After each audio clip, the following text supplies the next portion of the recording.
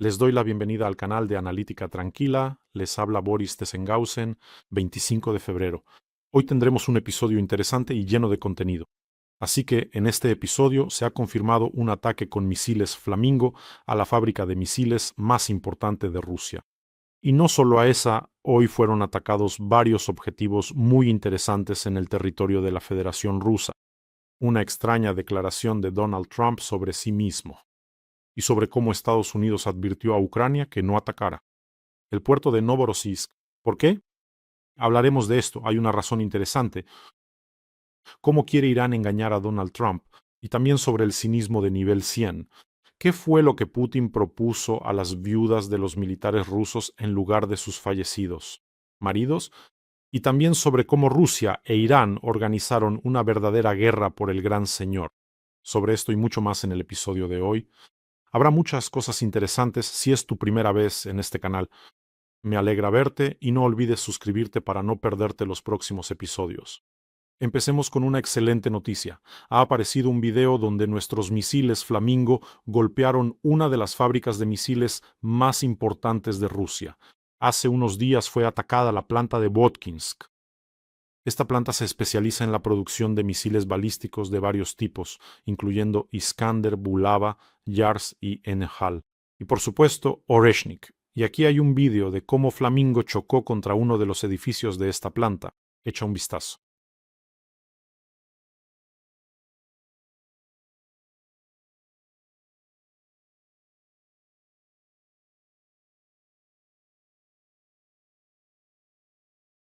Y después de este golpe se formó una brecha bastante grave. Los especialistas sintéticos determinaron que el tamaño de la brecha es de 30 por 24 metros. ¿Te imaginas esto? En fin.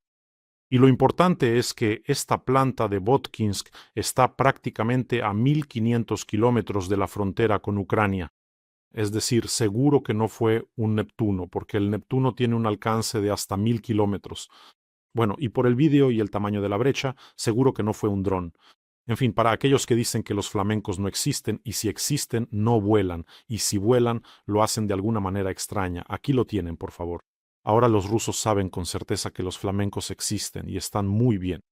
Vuelan y los alcanzan. De este modo, tenemos una prueba confirmada del impacto de un misil ucraniano a una distancia de 1.500 kilómetros, y esos son reglas de juego completamente diferentes. Y otro punto importante, esto significa que nuestro misil pasó sobre varias regiones rusas y no fue derribado por la defensa antiaérea rusa. Y hasta Moscú, les recuerdo, la distancia es 2 veces y media menor que hasta esta fábrica de Votkinsk. Los rusos tienen en qué pensar, si les da tiempo. Pero eso no es todo. En la región de Smolensk, drones atacaron la planta química de Dorogobush. Como resultado del impacto, se produjo un gran incendio en el territorio de la planta. Y les recuerdo, esta planta de Dorogobush produce 90.000 toneladas de nitrato de amonio al año. Y está claro que el nitrato de amonio que producen no se utiliza solo para la agricultura. El nitrato de amonio es un componente básico en la producción de explosivos y productos químicos militares. Bueno, en general fue un buen golpe. Esta no es la primera vez que atacan esta planta.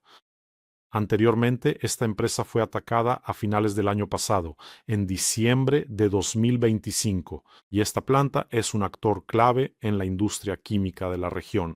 Es un objetivo muy serio. Personas amables del lugar informan que ha resultado dañada la instalación de síntesis autotérmica, lo que significa que de hecho el nodo clave de toda la química del nitrógeno de la empresa ha quedado fuera de servicio. Si la información se confirma, la recuperación podría tomar al menos varios meses. Esto representa un problema muy grande para los rusos. Pero eso no es todo. Esta noche, drones de las Fuerzas de Operaciones Especiales de las Fuerzas Armadas de Ucrania llevaron a cabo un ataque contra equipos en la Crimea temporalmente ocupada, y fueron alcanzados los sistemas de defensa aérea S-400 y Pantsir S-1. Se están tomando muy en serio el asunto de Crimea. Cada día veo varios objetivos importantes. Están eliminando los sistemas de defensa antiaérea, están eliminando las estaciones de radar. En general, durante la última semana se ha destruido una gran cantidad de equipo costoso y, lo más importante, irreemplazable. En un futuro próximo, los drones ucranianos destruyeron drones. Como crimeo, esto me alegra, el doble. Y otra noticia muy simbólica de la ciudad donde nací, de Sebastopol. En Sebastopol, hace unos días, demolieron el edificio del cuartel general de la Flota del Mar Negro de la Federación Rusa. ¿Recuerdan ese mismo edificio en la colina al que en septiembre de 2023 le lanzaron 2 misiles Storm Shadow? Ese edificio permanecía destruido y ahora finalmente han decidido demolerlo. Eso es todo lo que hay que saber sobre los logros del gran conquistador subterráneo. La flota del Mar Negro huyó vergonzosamente de Crimea, de su base principal en Sebastopol. No toda, por supuesto. Un tercio fue hundido y destruido por Ucrania. El buque insignia de la flota del Mar Negro, el crucero Moscú, yace en el fondo del mar. El cuartel general de la flota del Mar Negro estuvo casi 3 años de pie, prácticamente calcinado, y ahora los restos han sido destruidos y demolidos. Estos son los resultados que los rusos deben asumir en el 5.º año después de la invasión a gran escala. Pero ahora Solovyov les contará que de todos modos querían construir un nuevo cuartel general, y que en realidad no iba a ser aquí en Sebastopol, sino en Novorossiysk, así que la propaganda funciona allí. Y Putin está atascado en Ucrania no porque tenga un ejército pequeño o le falte equipamiento, sino porque los soldados ucranianos han demostrado verdaderos milagros de valentía y coraje. Y en cada emisión tenemos una colecta importante para las fuerzas de defensa de Ucrania. Seguimos recaudando fondos para los complejos robóticos terrestres, para la legendaria 429ª Brigada Independiente de Sistemas No Tripulados Aquiles.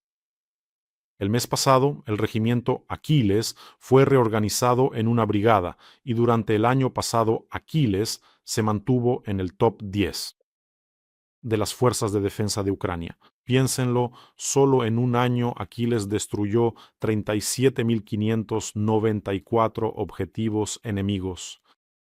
Y la brigada cumple misiones de combate prácticamente en todos los frentes más intensos, en Kupiansk, en Pokrovsk, en Volchansk y en Zaporilla. Y los combatientes grabaron un video mensaje para ustedes. Por favor, véanlo. Бажаю здоров'я! На зв'язку 429-та окрема бригада безпілотних систем «Ахілес». Наша бригада виконує бойові завдання на Куп'янському, Покровському, Лучанському та Запорізькому напрямках. Зараз ми посилюємо безпілотну складову в логістиці за допомогою НРК, щоб техніка максимально замінила людину в небезпечних задачах. Ми разом з глядачами каналу Бориса Тезенгаузена збираємо кошти для забезпечення НРК-інфраструктури. Дякуємо вам за підтримку. Слава Україні! Ayudemos a nuestros legendarios Aquiles, que destruyen miles de objetivos enemigos. El enlace para donar está en la descripción de este video. Allí hay opción de mono y también PayPal para quienes quieran ayudar desde el extranjero. En cada episodio les hablo de parte mía y de cientos de nuestros guerreros. Un enorme. Gracias por apoyar a Ucrania y a nuestros soldados. Ustedes son una gran fuerza. Se han dado cuenta de que las amenazas de ayer de Putin, Medvedev, Narishkin pasaron casi desapercibidas. Les recuerdo, en el sitio web del Servicio de Inteligencia Exterior de Rusia se publicó un texto diciendo que Francia y el Reino Unido quieren entregar armas nucleares a Ucrania. Putin salió del búnker, estuvo media hora resoplando, tosiendo, refiriéndose a algunos medios de comunicación, que si se publicó, que si no se publicó. Se contradijo, como se suele decir, en sus declaraciones y murmuró algo sobre que Rusia respondería a estas amenazas. Y además declaró que Ucrania quiere volar los gasoductos Turkish Stream y Blue Stream. Y todo esto sonó ayer, en el aniversario de la invasión a gran escala, cuando comenzó el 5.º año de la Gran Guerra. Normalmente, para que no sea tan triste y desalentador, se plantea una meta para esa fecha. Algún logro que mostrar en el frente. Y sí se plantearon tales metas, pero no hay ningún logro. Incluso Kupiansk, sobre el que ya le han informado a Putin 10 veces que está bajo control, que Kupiansk ha sido liberado de los ocupantes rusos. ¿Qué debe hacer Putin? Ni avances ni nada. Por eso tuvo que balbucear algo, rascarse la calva, en fin, hacer cualquier cosa. Y una noticia así, que muestra cuán cínico es realmente el mundo de la política moderna. Estados Unidos presentó una nota de protesta a Ucrania debido a los ataques al puerto de Novorossiysk. Así lo informó la embajadora de Ucrania en Estados Unidos, Olga Stefanishina. Según Olga Stefanishina, en el Departamento de Estado declararon que los ataques ucranianos a Novorossiysk supuestamente afectaron algunas inversiones estadounidenses. En Kazajstán, bueno, cito, y escuchamos del Departamento de Estado que deberíamos abstenernos de, ya sabe, atacar los intereses estadounidenses.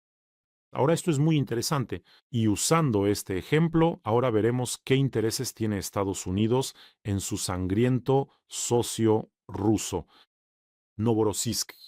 Entonces, ¿qué significa cuando dicen no ataquen Novorossiysk? Los intereses de Estados Unidos y Kazajistán están ahí. Se trata del consorcio del oleoducto del Caspio y su terminal marítima, situada cerca de Novorossiysk. El CPC, el Consorcio del Oleoducto del Caspio, es un enorme oleoducto de más de 1.500 kilómetros de longitud que transporta petróleo desde los grandes yacimientos de Kazajistán Occidental, Tengiz, Kashagan y Karachaganak hasta la terminal en la costa del Mar Negro, cerca de Novorossiysk. Allí ese petróleo se carga en petroleros y se envía al mercado mundial. ¿Y qué tiene que ver Estados Unidos con esto? Aunque el oleoducto pasa por territorio ruso y termina en un puerto ruso, petróleo, no es ruso, sino kazajo. Y este petróleo está siendo enviado. Los gigantes estadounidenses Chevron y ExxonMobil y las empresas estadounidenses han invertido decenas de miles de millones en la producción de este petróleo en Kazajstán. Bueno, resulta que es Novorossiysk. Hasta el momento, el único cuello de botella es a través del cual pueden exportar este petróleo para venderlo y obtener ganancias. En otras palabras, EE.U está básicamente protegiendo las billeteras de sus empresas, pero a Rusia le pagan por inflar su poder y mucho más. Y aquí llegamos a la parte más interesante. La pregunta principal es, ¿este oleoducto solo contiene petróleo procedente de Kazajstán? No. Este oleoducto se utiliza para transportar enormes volúmenes de petróleo, incluido petróleo ruso. Empresas rusas. Dado que el oleoducto pasa por territorio ruso, las empresas rusas tienen derecho a cortar esta tubería. ¿Y sabéis qué empresas lo están bombeando? Rosneft y Lukoil. Precisamente bombean en la misma tubería en la que también está el petróleo kazajo de los productores estadounidenses, esas mismas Rosneft y Lukoil sobre las que Donald Trump impuso sanciones. Y ahora, ¿cómo Rusia ha utilizado esta situación y por qué Estados Unidos pide, o tal vez incluso exige, que no se ataque el puerto de Novorossiysk? Es decir, Novorossiysk es un nodo gigantesco y allí hay dos terminales completamente diferentes que, como se dice, trabajan para cajas distintas. Un terminal 1 es precisamente el estadounidense kazajo y el terminal 2, Sheshkaris, aquí ya es 100% petróleo ruso y un terminal estatal ruso. ¿Y qué hizo Rusia? Rusia dijo, escuchen, cuando aquí llegan drones y misiles hay que activar la alarma y cerrar todo el puerto. Por supuesto, entonces su terminal también se cierra. Las empresas estadounidenses sufren pérdidas y quién sabe, tal vez incluso más, y un misil o un dron podría impactar accidentalmente. Por eso, si quieren trabajar normalmente, influirán en Ucrania y les dirán que no ataquen el puerto, Novorossiysk, donde precisamente Rusia recibe su dinero para continuar esta guerra. Entonces, una propuesta recíproca para los rusos, creo que de parte de Ucrania. ¿Por qué derriban nuestros misiles y drones? ¿Qué nos decían los rusos al principio de la guerra? ¿Por qué los derriban si van dirigidos a objetivos militares? ¿Por qué los derriban rusos? Los misiles y drones van dirigidos al segundo terminal y el primero es estadounidense. Ni siquiera lo tocamos. Pero si los rusos empiezan a interferir con sistemas de guerra electrónica, con sistemas de defensa aérea, a derribarlos, entonces por supuesto podría impactar también en el primer terminal. La conclusión principal, simplemente no derriben los misiles y drones ucranianos y el terminal estadounidense funcionará perfectamente allí. Y por cierto, amigos, no olviden suscribirse a este canal, únanse a nuestras filas. Aquí estamos luchando contra la propaganda de Putin y ya somos muchos. En el canal principal pronto habrá 500.000 y eso ya no es una broma, es una cifra muy seria, así que suscríbanse, que haya más gente del lado luminoso. El presidente de Estados Unidos, Donald Trump, pronunció en el Congreso su discurso anual sobre el estado de la nación.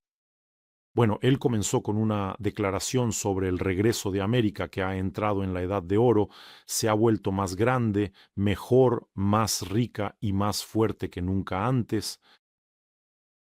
Bueno, y tomé esta frase a propósito porque quiero señalar un momento interesante usando su ejemplo. El pueblo estadounidense está agotado de tantas victorias de Trump. Estamos ganando como nunca antes. Así que la gente, dice Donald Trump, la gente me dice, Señor, ya no podemos más, son demasiadas victorias, no sabemos qué hacer. Pero yo digo, no, vamos a ganar aún más, declara Donald Trump. Es decir, le dicen, Donald, ya has traído tantas victorias a América, basta, ya estamos agotados de tantas victorias. Eso lo declara el propio Donald Trump. Creo que, si fuera posible, Donald Trump se casaría consigo mismo, o bueno, se casaría o se desposaría, como sea que resulte. Esto de, Señor, estamos cansados de ganar, es una expresión muy interesante. También lo llaman el síndrome del Señor. Tenemos un análogo, ¿saben? Cuando dicen, a menudo me preguntan cómo me volví tan rico, famoso y guapo. Es decir, está claro que nadie le pregunta eso, pero aquí Señor significa más o menos lo mismo, literalmente. O sea, los psicólogos hace tiempo notaron este detalle. En cuanto en la historia de un gran narcisista aparece un personaje sin nombre, un general, un obrero, un empresario, que entre lágrimas dice, Señor, usted ha hecho tantas cosas. En cuanto aparece el Señor, ya saben, lo que sigue será 100% inventado. Es un mecanismo de defensa del narcisista. No puede simplemente decir el narcisista, cualquier narcisista no puede simplemente decir soy increíble. Necesita una confirmación externa. Por eso inventa personas que lo encuentran, le dicen lo genial que es y luego lo cuentan a otros. Desde el punto de vista de la psicología, este es un ejemplo clásico de un narcisista grandioso. La persona cree sinceramente que es el centro del universo y que cualquier acontecimiento a su alrededor, todo es o su gran victoria personal o las maquinaciones de sus enemigos. Es decir, no existe un punto medio, pero eso no quita que la persona pueda ser realmente muy funcional y hacer cosas que, desde tu punto de vista, son correctas. Pero la principal fuerza motriz y el objetivo de todo será inflar su propio yo. Es decir, puede actuar bien o mal, pero siempre va hacia un objetivo concreto. Más gloria, más premios. Quizás el principal peligro del narcisista grandioso en la política es que nunca reconoce sus errores. En consecuencia, nunca saca conclusiones y se rodea de gente. Y este es el segundo gran peligro, un equipo que no cuestiona ninguna de sus decisiones. Luego simplemente se produce una desconexión total de la realidad. Él está en una especie de baño cálido, todo le sale bien. Sí, sí, sí, eres grandioso, eres un guerrero de 500, lo lograste, todo lo haces bien. Y por eso ocurre esa desconexión de la realidad creyendo que absolutamente todo lo hace bien. Si no hay cerca una persona que pueda detenerlo a tiempo o cuestionar alguna iniciativa en particular. Por lo visto, ahora no hay personas así en el equipo. Para un narcisista grandioso, los intereses de su país, los intereses de otro país, están en un segundo plano frente a su propio y grandioso yo brillante. Es decir, a Donald Trump realmente le importa terminar esta guerra de Rusia contra Ucrania, pero no porque quiera detener el sufrimiento de millones de ucranianos o castigar al tirano y terrorista, sino porque quiere recibir el Premio Nobel de la Paz. Y por cierto, aquí hay otra noticia. Donald Trump aún no ha recibido de Irán la promesa de que nunca desarrollarán armas nucleares. Hablando en ese mismo Congreso, señaló que quieren llegar a un acuerdo, pero no hemos escuchado las palabras clave de que nunca tendrán armas nucleares. Y Trump subrayó que preferiría una solución diplomática. Al mismo tiempo, Trump afirma que Irán ya ha desarrollado misiles capaces de alcanzar Europa y está trabajando en misiles que puedan llegar hasta Estados Unidos. Creo que los rusos les ayudarán. ¿Qué preguntas puede haber al respecto? Además, puede que no sea ahora. Quizás cuando Trump se vaya, entonces les ayuden.